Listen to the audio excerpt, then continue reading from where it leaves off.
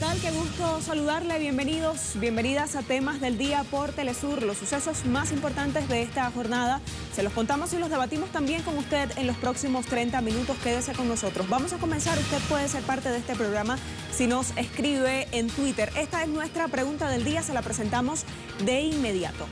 Colombia, alcaldes colombianos piden ayuda de médicos cubanos contra COVID-19. Uribistas lo califican de invasión. Sin embargo, sí aceptan a militares estadounidenses en su territorio. ¿Cuál sería la verdadera invasión? Sus respuestas hoy en Temas del Día. Telesur puede participar con nosotros. Estamos esperando por usted. América Latina es la región con más casos de contagios de la COVID-19 en el mundo. Brasil superó las 87.000 muertes a causa del coronavirus, mientras que el número de afectados asciende a más de 2 millones. De acuerdo a informes oficiales, en el país suramericano, en las últimas 24 horas fallecieron 555 personas, lo que eleva la cifra a un total de 87.131 muertes a causa de la enfermedad. Asimismo, el ente sanitario informó que fueron detectados más de 24.000 casos en la última jornada, por lo que el número de infectados asciende a 2.423.000. Entre tanto, 1.634.000 pacientes se han recuperado del nuevo coronavirus en la nación. El Ministerio de Salud arrojó este domingo que el estado más afectado es Sao Paulo, que contabiliza 21.600 muertes, seguido de Río de Janeiro con 12.800.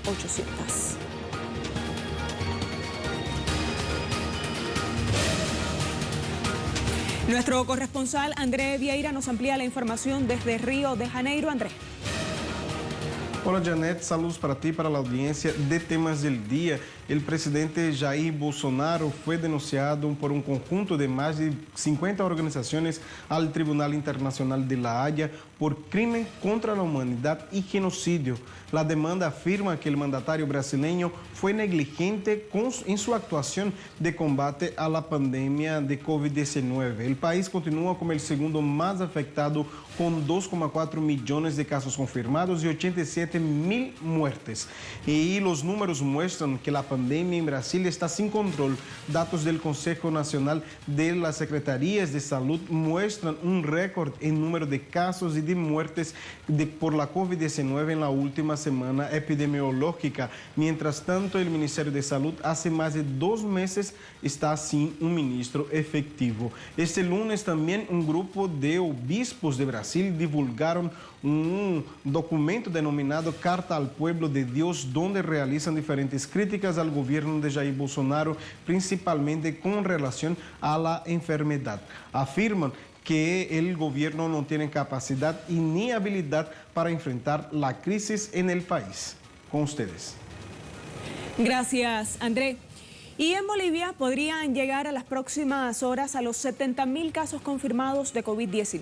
El Ministerio de Salud del país andino informó este lunes que desde el inicio de la pandemia han sido detectados 69.400 casos de coronavirus y 2.500 decesos a causa de la enfermedad. El informe sanitario detalló que 21.000 pacientes se recuperaron de la COVID-19, lo que representa el 30.5% del total. La propagación del virus supera la capacidad de los hospitales y de los cementerios en el país. En medio de esa situación, los centros de salud carecen de medicamentos, oxígeno y pruebas para detectar los nuevos contagios, por lo que autoridades anunciaron la radicalización nuevamente de la cuarentena en algunos municipios del país.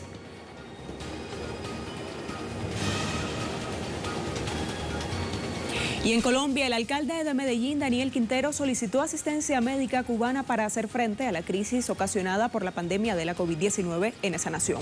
La iniciativa de Quintero no contó con el apoyo del gobierno central ni de políticos de la extrema derecha, quienes calificaron la acción como inaudita y afirmaron que propicia el despilfarro de recursos nacionales. Quintero detalló que el país no cuenta con suficiente personal de salud capacitado en atención de unidades de cuidado intensivo, por lo que solicitó al gobierno cubano el envío de profesionales calificados en el área para evitar el colapso del sistema de salud de su ciudad. Diversos sectores sociales condenaron que el Ejecutivo permita la llegada de militares estadounidenses al país, pero se niegue a aceptar la asistencia sanitaria de Cuba para enfrentar el coronavirus. El médico especialista colombiano Román Vega expuso la reacción de la derecha colombiana ante la solicitud de ayuda médica cubana del alcalde de Medellín. La reacción de la ultraderecha en cabeza del Centro Democrático es obvia, porque ellos fueron los que pusieron en práctica el sistema de salud mercantilizado, privatizado que tenemos en Colombia. Fue Álvaro Uribe Vélez, el ponente de la ley que dio origen en 1993 a un sistema que ha mostrado no solo en Medellín, sino en Bogotá, en Maicao, en La Guajira, en la frontera con Venezuela, que no es capaz de asumir el desafío de atender a la población. La negativa de las autoridades y de dirigentes del Partido Centro Democrático a recibir asistencia médica cubana en medio de la crisis sanitaria ha generado reacciones en la red social Twitter. La representante a la Cámara de Diputados por Bogotá y copresidenta de la Comisión de Paz, María José Pizarro Rodríguez, señaló lo siguiente: el drama es no haber invertido en la profesionalización de la juventud para tener más médicos e investigadores y de paso quebrar las universidades. Quienes se oponen a la presencia de médicos cubanos defienden el legado macabro de Uribe con las leyes 100 y 30. Asimismo, la integrante del Consejo Político Nacional de la Fuerza Alternativa Revolucionaria del Común, Sandra Ramírez, expresó: una ayuda para combatir esta pandemia, tienen experiencia, es un gesto genuino de solidaridad. Ojalá sectores de la extrema derecha se hubieran pronunciado con tanta vehemencia cuando llegaron soldados extranjeros a nuestro país.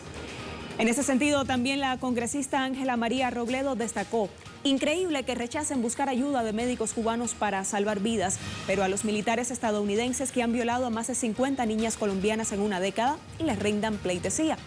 Y finalmente, el senador Gustavo Bolívar enfatizó: leyendo argumentos con que rechazan a médicos cubanos son que vienen a salvar vidas. Opino que el uribismo es una enfermedad mental. La misma filosofía de prefiero un hijo muerto que gay, ahora prefieren a la mamá muerta por COVID que auxiliada por un cubano. En serio, vayan al psiquiatra.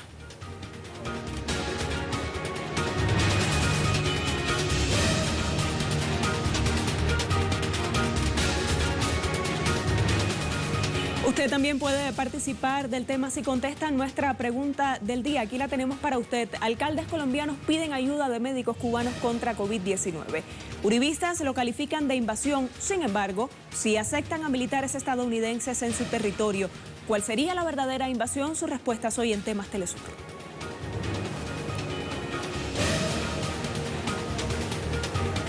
Nuestra imagen del día hoy nos lleva hasta Japón. En un restaurante de cocina china en Tokio utilizan maniquíes para mantener el distanciamiento social entre las mesas.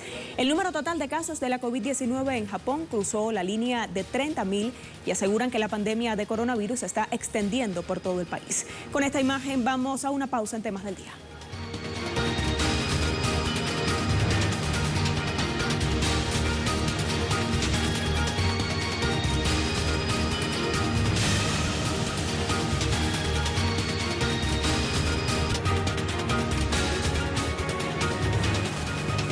De vuelta con usted, se extiende en Estados Unidos el rechazo a la presencia de centenares de agentes federales enviados desde la Casa Blanca a ciudades donde el pueblo permanece en las calles desde el asesinato de George Floyd, ocurrido el 25 de mayo pasado, protestando contra el racismo y la violencia policial.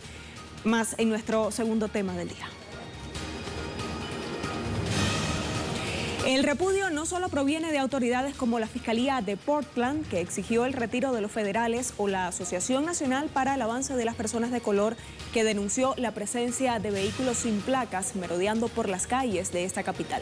Alvin Rosáez, un ciudadano de Portland, comentó al diario Los Angeles Times que las protestas han unido progresivamente a distintos sectores de la sociedad, como madres, músicos, deportistas y blancos, en fin, a todos, porque en ellas defienden banderas compartidas por toda la humanidad, como son la justicia y la igualdad. El activista y pastor Ed Mondainé, presidente en Portland de la Asociación Nacional para el Avance de las Personas de Color, acusó a fuerzas federales de violar el Estado de Derecho en la ciudad. Quiero ser claro en este asunto. nosotros le damos la bienvenida a nuestros aliados blancos en las calles y a cualquier otro sector de la sociedad que desee unirse a nosotros. En un momento donde hay fuerzas federales armadas, no identificadas, secuestrando a nuestros ciudadanos sin ningún tipo de justificación o autorización. Y por eso le decimos al gobierno de Portland y a todas las autoridades del país que sabemos que esto es una flagrante violación a nuestra Constitución. Más información con nuestro corresponsal Jorge Gestoso. Gestoso, adelante. Muchas gracias. Durante el fin de semana, las protestas contra la brutalidad policial y el racismo se extendieron a varias ciudades en los Estados Unidos. En Portland, donde ya se vienen registrando desde hace unos 60 días, otra vez choques entre los manifestantes y los agentes federales vestidos con uniformes militares enviados por el presidente Trump generaron más y más violencia. Y la percepción de todos los analistas es que su sola presencia está exacerbando estas situaciones de violencia. Y en solidaridad con la situación en Portland, en la ciudad de Seattle, se registraron nuevamente manifestaciones y también fueron enviados agentes federales. Supuestamente están allí defendiendo lo que llaman las propiedades federales, es decir, las propiedades del Estado, pero sus funciones están yendo mucho más allá y están practicando arrestos y están practicando violaciones de los derechos humanos. Y esto mismo se extendió a otras ciudades como por ejemplo Los Ángeles, como por ejemplo Louisville y como por ejemplo la ciudad de Austin en Texas, donde murió un manifestante de este movimiento Black Lives Matter, la vida de los negros importa.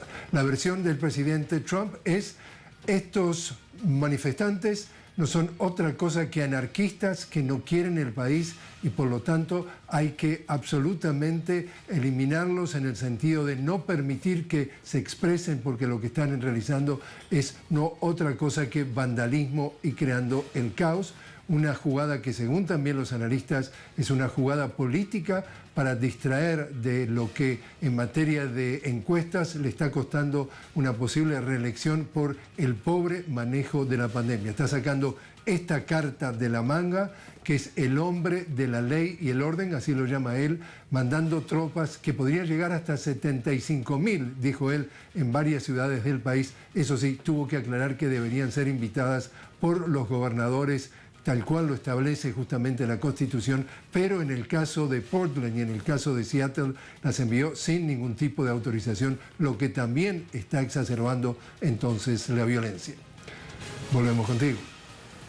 Gracias, Gestoso. Sumamos otros elementos a este tema. Los analistas estiman que la presencia de los federales en las calles estadounidenses podría avivar las protestas que tras el asesinato de George Floyd se extendieron a más de 50 estados y que obligaron a decretar al menos 29 toques de queda en esa nación. Revisemos algunas estadísticas de aquellas jornadas.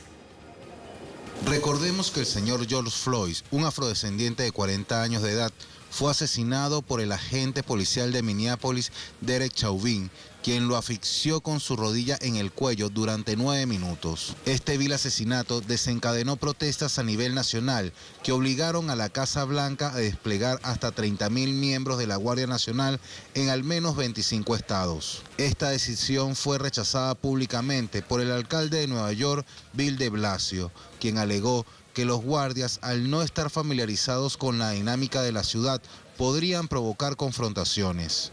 En los disturbios, al menos 9.300 personas fueron arrestadas, según un recuento de Associated Press para la primera semana de junio, para intentar dispersar a manifestantes que a menudo lo hacían pacíficamente.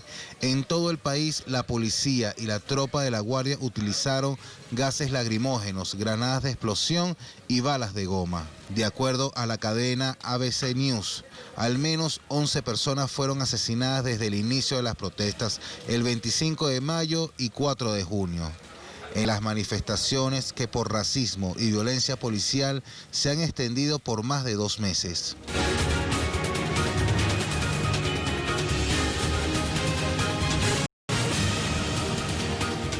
Le hablamos ahora de otros temas que también son noticia en el día de hoy. Revisamos las cuentas de nuestros corresponsales.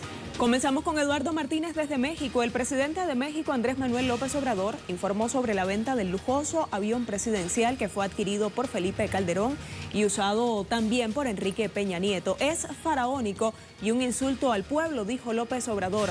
Los recursos de la operación serán para el sector salud.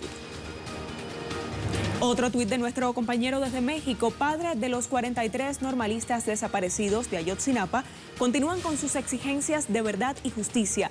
Demandan al Poder Judicial y a la Fiscalía General de México mayor celeridad en las investigaciones y las órdenes de aprehensión de los involucrados. Tenemos un tuit desde Venezuela con Leonel Retamal Muñoz. Ministro del Interior de Venezuela informó el desmantelamiento de un campamento para procesar drogas ubicado en la frontera con Colombia. Desmantelados 25 laboratorios, incautados más de 9.000 kilogramos de cocaína y destruidas más de 17 toneladas de productos para procesamiento.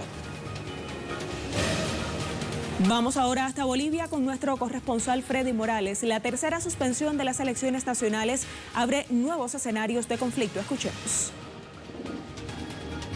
La nueva suspensión de la fecha de las elecciones, del 6 de septiembre al 18 de octubre, abre nuevos escenarios de conflicto, mientras el presidente del Tribunal Electoral, Salvador Romero, intenta poner paños fríos a la situación. Romero aseguró que el 18 de octubre es la fecha definitiva. Al suspender por tercera vez los comicios, dejó de lado a la Asamblea Legislativa al afirmar que el tribunal no precisa de una ley, como sucedió en 2 ocasiones anteriores, para fijar nueva fecha para los comicios. Pero 2 de los 7 vocales del Tribunal Electoral se rebelaron y cada uno por su lado envió un proyecto de ley al Legislativo donde tiene mayoría el Movimiento al Socialismo, que está en desacuerdo con la nueva postergación. Entre tanto, los más importantes movimientos sociales del país convocan a una marcha de protesta para este martes contra la suspensión de los comicios, en un marco de abierto descontrol de la pandemia en la ciudad de La Paz, que ahora lidera los casos confirmados y las infecciones diarias de coronavirus.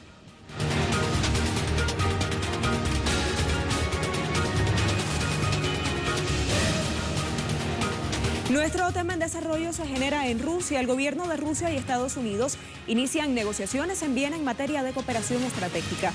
Las conversaciones se extenderán hasta el 30 de julio a puertas cerradas y de ellas depende la extensión del Tratado de Reducción de Armas Nucleares.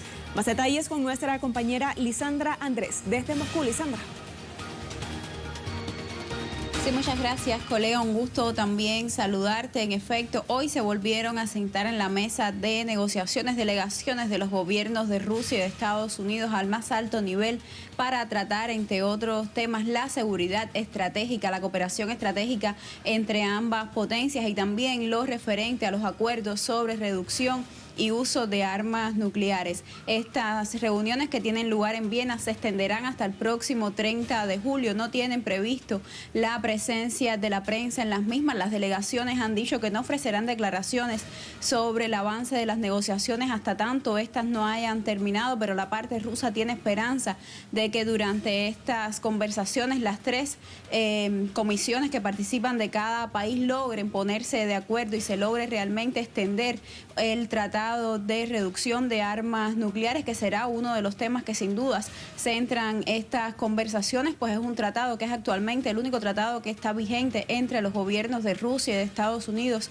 y que limita, regula el potencial nuclear de ambas potencias, pero el gobierno de Estados Unidos no se ha mostrado abiertamente cuál va a ser su posición acerca de si extenderá o no la vigencia de este tratado durante otros 5 años, un tratado que ya está pronto a vencerse en los primeros meses del año 2021 y que la parte rusa ha insistido en reiteradas ocasiones en que es necesario tomar una decisión al respecto cuanto antes, pues un procedimiento para extender este tratado es un procedimiento que lleva determinados pasos y que si no se toma una decisión con rapidez, pues no sería posible extenderlo nuevamente antes de que venza. Este es actualmente, como decíamos, el único tratado que está vigente entre Rusia y Estados Unidos, pues durante la administración del gobierno del presidente Donald Trump, la Casa Blanca se ha desentendido de todos los acuerdos en seguridad estratégica, se salió del tratado de misiles de corto y medio alcance, también recientemente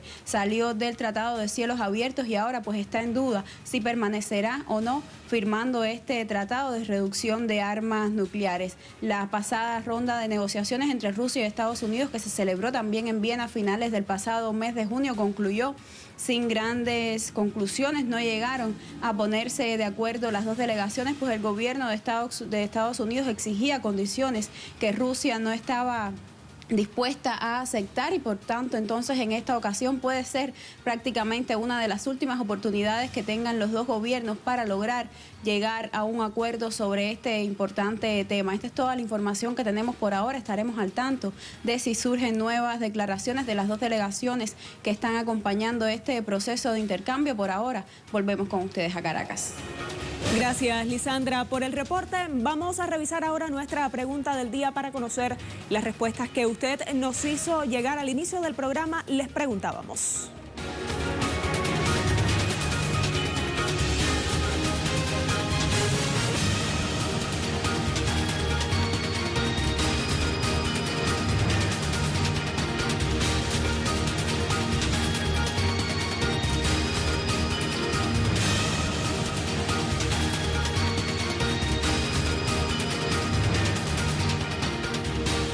nuestra pregunta del día: alcaldes colombianos piden ayuda de médicos cubanos contra COVID-19. Uribistas lo califican de invasión, sin embargo, sí aceptan a militares estadounidenses en su territorio. ¿Cuál sería la verdadera invasión? Revisemos sus respuestas. Guillermo Lescano: la invasión está consolidada por las tropas norteamericanas dentro de Colombia. La Casa de Nariño dice buscar la paz para el pueblo todo, mientras nenas de 8 años son violadas por militares estadounidenses. Wendy Lorena: en Colombia gobierna el uribismo, dan todo para la guerra y la muerte, nada para salvar vidas. El sistema de salud está colapsado por malas políticas ante la pandemia. Hoy lamentablemente Colombia ocupa el puesto número 14 en el mundo con 249.000 contagiados y 8.525 muertes por COVID-19. Ale Cordobesa: creo que es obvio quiénes son y fueron siempre invasores. Afuera las tropas estadounidenses de todo el mundo, quédense en casa. Arturo Guzmán: y la DEA y la CIA, que son los más sanguinarios carteles del narcotráfico y las armas.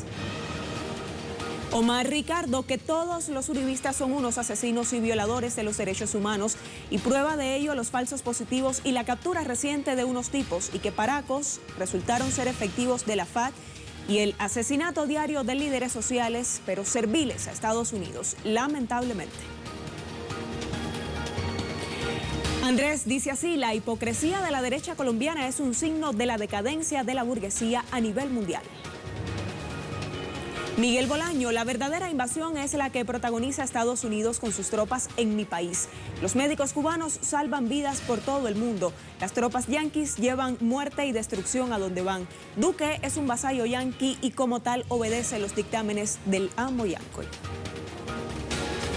Micro Mesa: invasión de nuestros médicos cubanos. Pena les debería dar aceptar el militarismo estadounidense y no a héroes de la salud. Wilmer Castro: los gobiernos colombianos, aparte de narcoparamilitares, son cachorros sumisos de los genocidas gringos y todo lo que esté en contra de los yanquis. Ellos lo verán como un pecado, así sea que esté en juego la salud del pueblo colombiano.